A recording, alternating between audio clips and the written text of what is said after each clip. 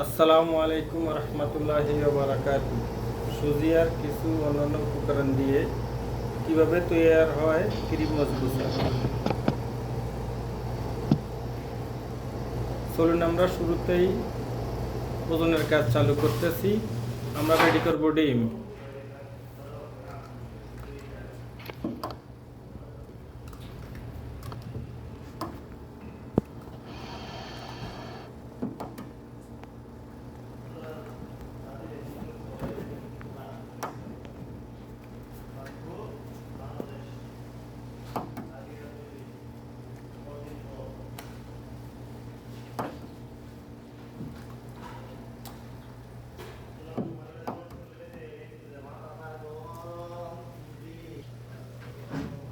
তারপরে আমরা রেডি করব তেল।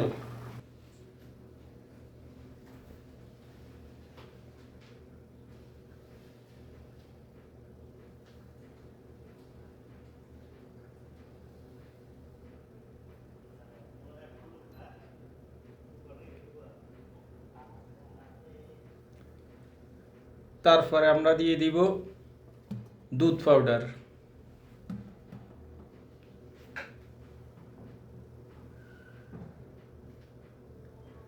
তারপরে আমরা ওজন করব সুজি।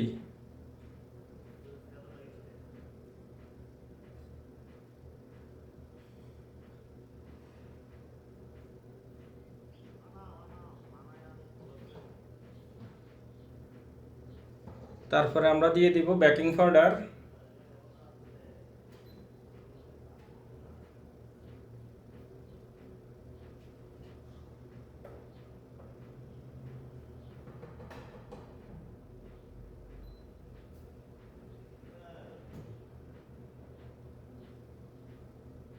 তারপরে আমরা দিয়ে দিব কিছু ভ্যানিলা পাউডার। তারপরে আমরা দিব ফ্রেশ ক্রিম।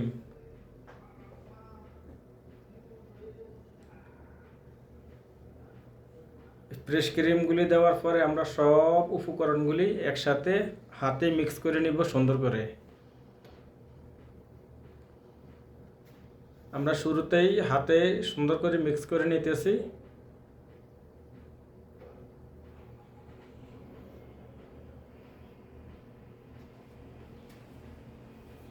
এই বসবুসাটা এমনভাবে মিক্স করবেন সুন্দর করে যাতে ভিতরে দানা দানা না থাকে।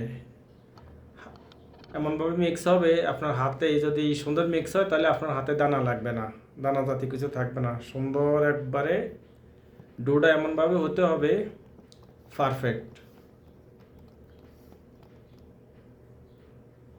তাহলে আপনার পারফেক্ট হলে আপনার ফাটবে না।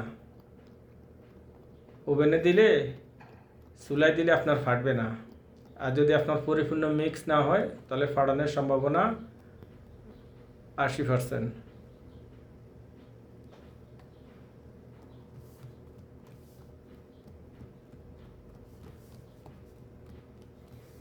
আমরা চাইলে এটা মেশিন দিয়ে বিট করতে পারতাম, কারণ মেশিন দিয়ে এটা বিট করলে বোঝার উপায় থাকে না যে এটাতে দানা দানা আছে কি না। এই জন্য আমরা হাতেই মিক্স করতেছি। হাতে মিক্স করলে অনুমান করা যায়। তারপরে আমরা দুইটা প্লেটের মধ্যে কিছু বাটার দিয়ে নেব ডু ডালার জন্য। বাটার দিলে আপনার নিচে আর লাগবে না, নিচে আর লাগবে না, সুন্দর করে উঠে যাবে।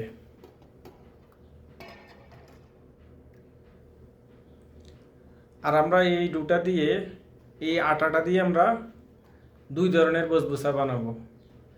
একটা বানাবো ক্রিম বসবুসা, আর একটা বানাবো খাজুরের বসবুসা। খাজুরকে আগে পেস্ট করে নেওয়া হয়েছে, তারপরে সাথে কিছু ক্রিম মিক্স করব, তারপরে আমরা ওইটাকেও ব্যবহার করব। আর আমরা যেহেতু প্রতিনিয়ত কাজ করি, আমাদের হাতের একটা মাপকাঠি আছে, ওজন আছে।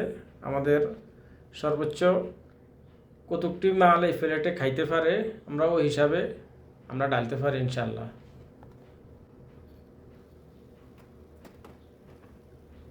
এখন আমরা এগুলি ওভেনে ডালতেছি ফাঁকের জন্য। ফুল ফাঁক হবে না, 50% ফাঁক হবে, বাকি 50% ফাঁক হবে আবার ক্রিম ডালার পরে, খাজুর ডালার পরে। আমরা 10 মিনিট রেস্টে রাখছি কিছু ঠান্ডা হওয়ার জন্য। এখন আমরা খাজুর আর ক্রিম দিয়ে হাতে মিক্স করে নিতেছি। পরিপূর্ণ সুন্দর মিক্স হলেই তারপর আমরা এগুলি প্লেটে ঢালবো।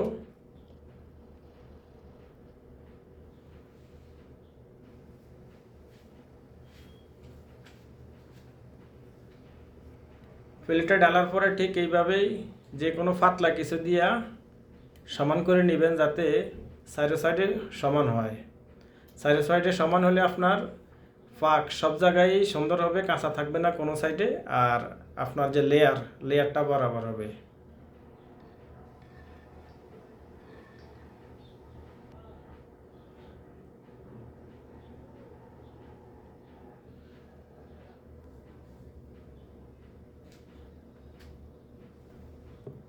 তারপরে আমরা আমাদের যে মিক্সিং করা ডোগুলো ছিল, আমরা হালকা কিছু পানি দিয়ে আবার মিক্স করে নিচ্ছি, যাতে উপরে দিলে লেবেলটা বরাবর আসে।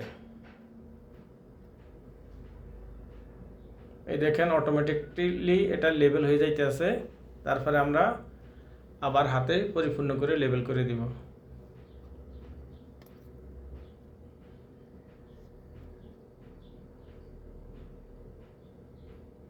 দেখুন আমরা এখন হাতে লেবেল করব, এই ঠিক এইভাবে একবারে পরিপূর্ণ লেবেল সমান,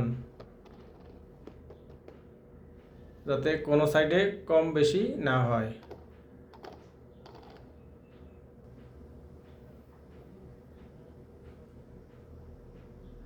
আর আমরা যেটাতে আমরা ক্রিম ডালছি, এটাতে আমরা কিছু পিস্তি পাউডার দিয়ে নিশানা রাখবো, যাতে এটার মধ্যে আছে ক্রিম। ফাঁকের পরে সেলের টাইমে যাতে আমাদের কোনো কাস্টমার সাথে কনফিউশন যাতে না হয়।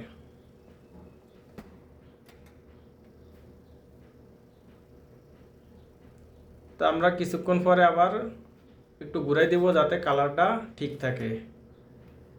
আমাদের এখন ফাঁক হবে আরও 30 মিনিট। আমরা এখন ঘুরাই দিতেছি, প্রতি 10-15 মিনিট পর পরে একটু ঘুরাই দিলে সাইডে সাইডে কালারটা পরিপূর্ণ সুন্দর হয়।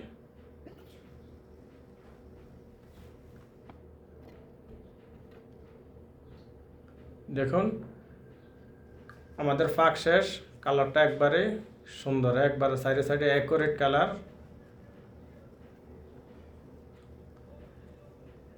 যে কোনো একজন দক্ষ কারিগরের এটাই শোভা, যে কোনো মাল সব দিক দিয়ে চারি সাইডে কালার পরিপূর্ণ আনতে পারে, সুন্দর করতে পারে এবং অ্যাকুরেট সাইডে সাইডে মাপকাঠি অ্যাকুরেট রাখতে পারে।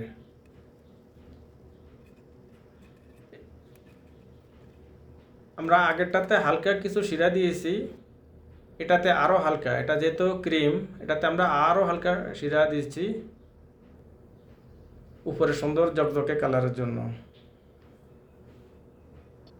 তো আমরা এখন যেটা ক্রিমটাকে আমরা একটু কাটবো আপনাদেরকে দেখানোর জন্য।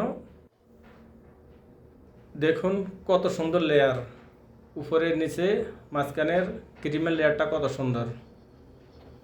আপনারা যারা এরকম ভিডিও দেখতে চান, সবসময় প্রতিনিয়ত পেতে চান, আমাদেরকে ফলো করে রাখবেন, সাবস্ক্রাইব করে রাখবেন, ভালো মন্দ ইনশাল্লাহ কমেন্ট করে যাবেন, তাহলে আমাদের কাছে ভালো লাগবে ইনশাআল্লাহ। সুস্থ থাকেন, ভালো থাকেন, ফি আমানিল্লাহ।